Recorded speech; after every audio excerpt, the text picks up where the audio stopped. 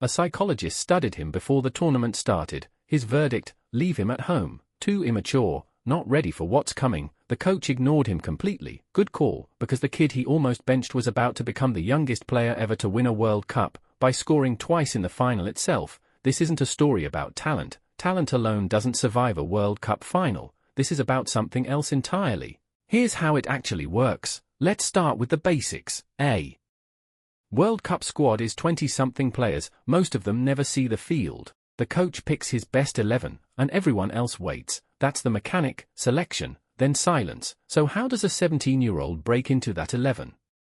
Usually, he doesn't. Experience wins out. Veterans get the nod. Kids get told to wait their turn. Here's the part most fans get wrong. Experience matters. Until it doesn't, a World Cup is short. Just a few weeks. No time to slowly find your form. No time to shake off nerves. You either deliver immediately, or you watch from the bench, and nerves are exactly what experience is supposed to fix. Except nobody had faced this kind of pressure before. Not the veterans, not the kid. So for once, age stopped being the advantage everyone assumed it was. This is the counterintuitive logic. In most of life, experience beats youth. In a World Cup, under that specific kind of pressure, raw instinct can match it. Fear hasn't built up yet. Hesitation hasn't crept in. The kid just plays. We're talking about Pele. At the 1958 World Cup in Sweden, he arrived with a knee injury, missed the first 2 matches entirely, and a team psychologist had already flagged him as too emotionally immature for the tournament. The coach, Vicente Fiola, was unmoved. His response: roughly, you know nothing about football. So Pele got his chance. He scored his first World Cup goal in the quarterfinal,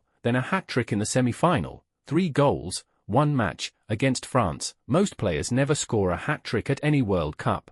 He did it before he could legally rent a car in most countries. Then came the final, Brazil against Sweden, and this is where the loop closes. Pele controlled a long pass on his chest, flicked it over a defender's head without it touching the ground, and volleyed it in before it landed. 1 touch, 1 flick, 1 finish. He added a second goal later in the same match. Brazil won 5-2. Pele became the youngest player in history to win a World Cup, the youngest to score in a final, at 17 years and 249 days old.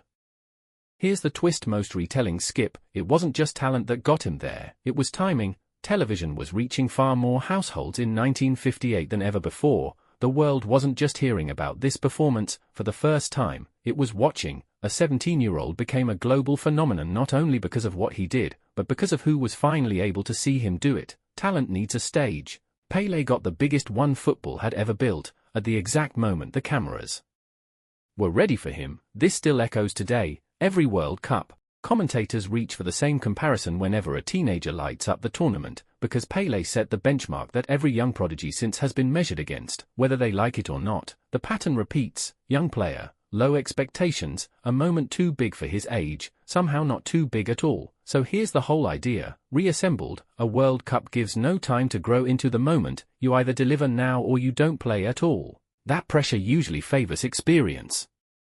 But in 1958, a 17-year-old proved that pressure can erase the advantage of age entirely. If the instinct is good enough, Pele scored in the quarterfinal, exploded in the semi-final, and then delivered twice in the final itself. At an age when most of us were worrying about exams, Brazil won their first World Cup. Football got its first true global superstar, and the story of too young to play it became, permanently, the story of why age was never really the question. The game didn't change, you did. You're welcome. Subscribe if you like this, it really means a lot.